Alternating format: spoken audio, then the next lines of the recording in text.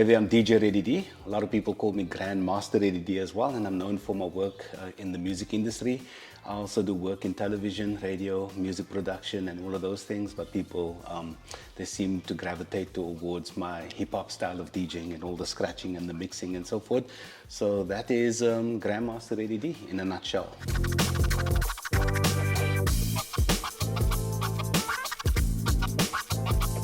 My musical journey started in District 6. I was a kid. We were among the last families to be moved out of District 6 and into Mitchell's Plain. So I grew up in a community that was always driven by music.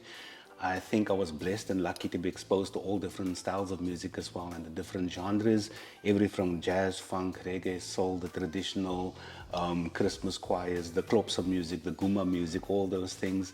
And I think that whole journey kind of helps me as well when I think about making music and approaching music and how I actually receive music. So my journey goes way, way back.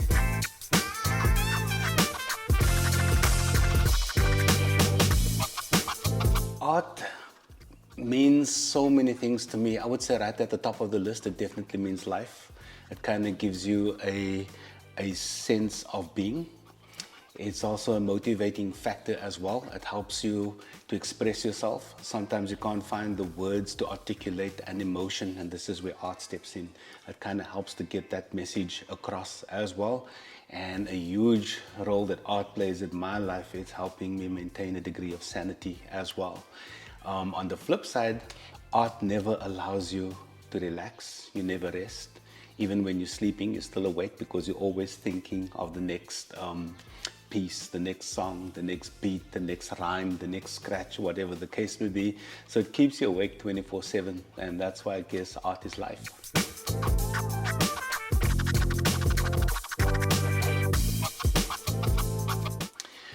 Music have definitely been a huge blessing in my life. The music took me all over this country, it took me across the continent, and it took me across the world as well. And one of the, I would say, the standout journeys must have been with POC, that's Prophets of the City. From South Africa, we've been to the Montreux Jazz Festival with the likes of Quincy Jones, Caiphus Semenya, and then we found ourselves on stages with Lauryn Hill and the Fugees, and then we find ourselves all the way up north in Scandinavia where people don't understand what we say, they struggle with the dialect, but the music that keeps us connected as well. So, you know, it's those types of nuances and experiences that make me believe that music is a very powerful way to communicate and to connect with people as well. And if you look at our history and our journey as South Africans, music was right there, I would say, as one of the elements and the driving forces to lead our people to liberation as well.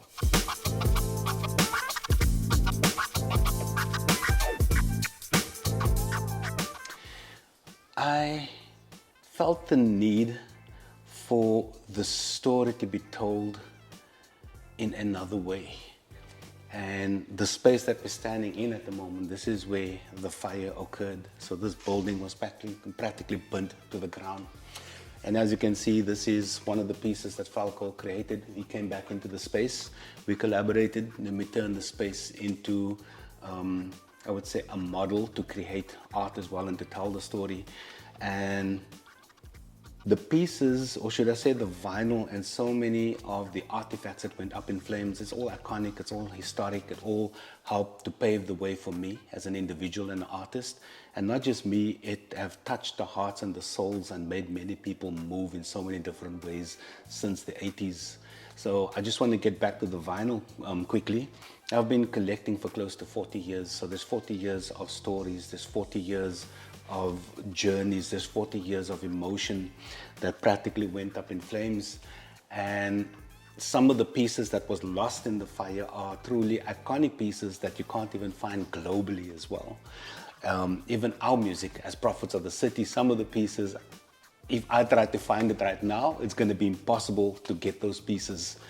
And unfortunately, that's what went up in flames. And we thought, let's rather, instead of it ending up on a rubbish heap and, you know, being discarded, why don't we use those pieces to tell the story, especially to those that don't know, that part of the story. And we know with youth and hip hop culture and all these things, it means a lot to this generation as well. So it was also a case of trying to preserve our history as well.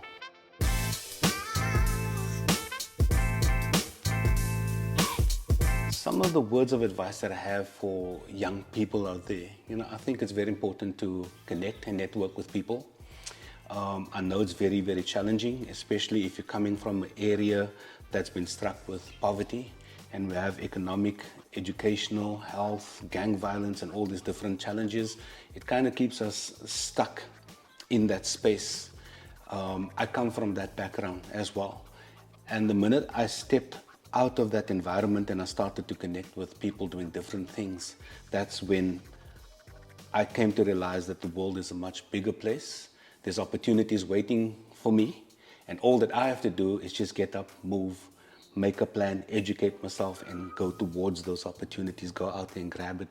And we're also living in a very fortunate age because it's the digital age. Your cell phone, your laptop, your smart TVs, all these things gives us different avenues and ways and means and tools to connect with other people. And there's people around the world that want to hear your story as well. So all those opportunities exist. So just start connecting. Whatever you do, just communicate, connect, and try and figure out, what it is that you wish to do as a young person.